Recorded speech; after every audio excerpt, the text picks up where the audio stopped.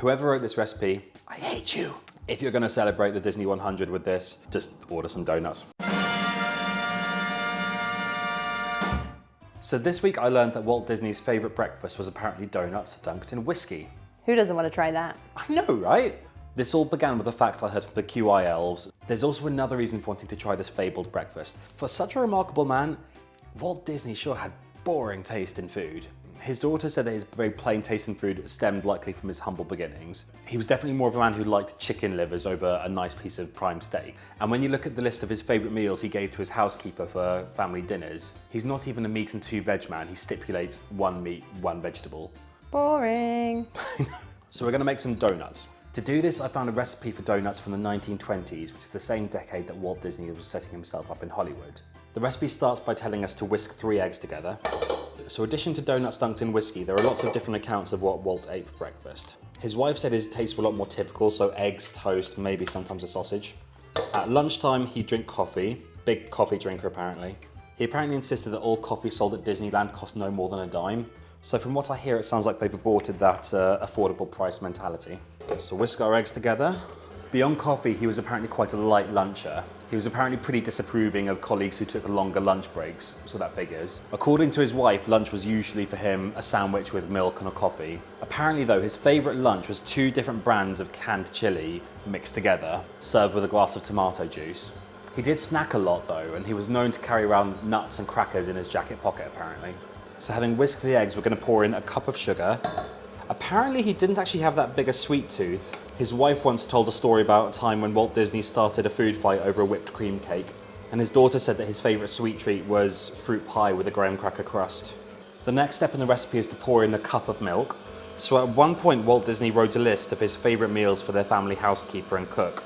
So you've got spam and eggs with biscuits and honey, you've got roast lamb with potatoes and gravy, you've got pan-fried chicken with potatoes and gravy, you've got roast chicken with dressing. Who puts salad dressing on a roast chicken?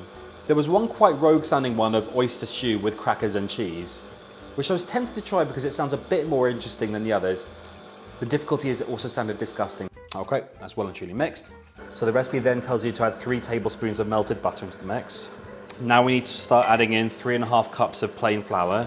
So this recipe comes from the 1920s, which is the same decade in which the first donut machine was created.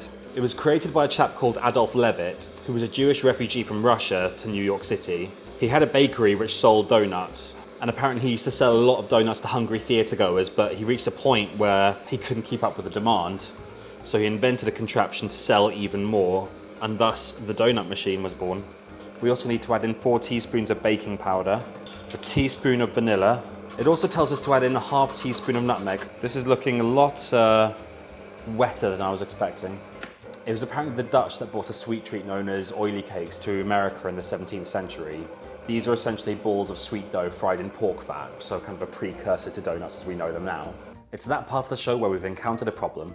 The recipe tells us to knead this. I'm not sure if you can see, but this dough is not anywhere near thick enough to knead. So I'm going to add a little bit more flour, a little bit more baking powder, and hope for the best. A spatula really would have been a good idea, wouldn't it? This isn't going to be a disaster. I've used up all of my flour trying to get to whatever this is. Oh, history, why did you do this to me? Maybe I need to approach this like piping. I'm going to try and get this into a piping bag. No, don't do that. No, that's definitely not progress. Oh, why does this have to happen to me? Literally. This is just in no fit state to be kneaded as the recipe asks for. So I'm just going to proceed with self-raising flour, which is the only flour I have left. If it makes the donuts bigger, it's more to enjoy. Bigger is better. Always. And that's always the way Disney. I've also read an account of a ship's captain's mum who arguably coined the term donut when she decided to put nuts in the middle of the fried dough that she wanted to gift the crew with pastries to ward off colds and scurvy. So she would put nuts in the center where the dough may not cook through fully. Though it's interesting though, from that one, it was the ship's captain, her son, who actually claimed credit for the hole in the middle of the donut. There's a story which probably he sold, which is that he invented the hole when he had to spike it through a stick on the helm because they were going through a storm and he had both his hands covered trying to steer the ship through a storm, which sounds like the biggest blag ever. I feel like the holes aren't big enough for that either. That would be like an almightily large donut if that were true. Now we've got to as close to a dough consistency. At my slightly conservative calculation, about 3 times the amount of flour that was asked of us. So I'm just gonna start by trying to roll out a sausage. The spoonful of flour helps the donuts to roll. You're very proud of yourself right now, aren't you? That's quite thick. This is all rubbish right now, let's face it. How many donuts do you want to make? I don't know if I'm gonna get one out of this.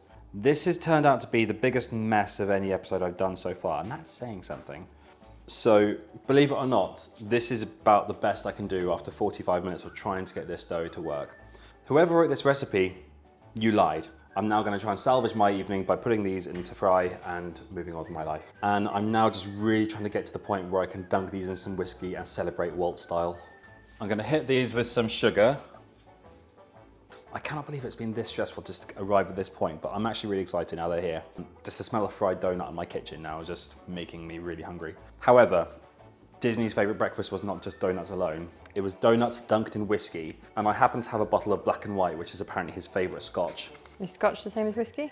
Scotch is a branch on the whiskey tree, and I got that line from Queer Eye. I'm kind of curious to see, first of all, how the donuts, they've actually cooked all right. For all that fuss, I would rather just go and get a 6-pack of Krispy Kremes. To be fair, that was a bite of the donut. What I haven't done is dunk it in the whiskey.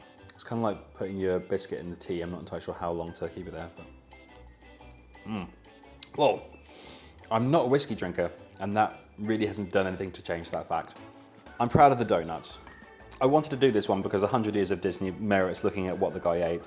It's really interesting that looking at the food he ate, most of it is just so plain compared to this wonderful creative man that we know. Well, Walt, your taste in food is questionable, but you got a good legacy, so cheers. Ugh.